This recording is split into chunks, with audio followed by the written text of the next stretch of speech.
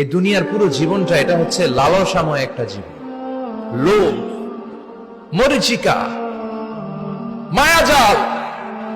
এই মায়াজালে আমরা আটকে আছি, ফলে মৃত্যুর কথা আমরা ভুলে গিয়েছি।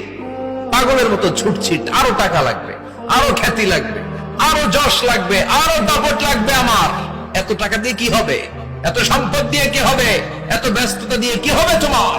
স্টপ, থামুন, অনেক হয়েছে, আর না। থামুন, take a rest, take a breath and think about death. Think that you have to go back to your Lord. একটু বসেন না, একটু ভাবেন যে আমাকে চলে যেতে হবে, চলে যেতে হবে। এই কোলাহল, এই ব্যস্ততা, এগুলো থাকবে, থাকবো না আমি। সাইয়েদনা ওমর ফারুক বলেছেন, মুতু ক্বাবলা আন তামুতু, মরার আগে একবার মরো।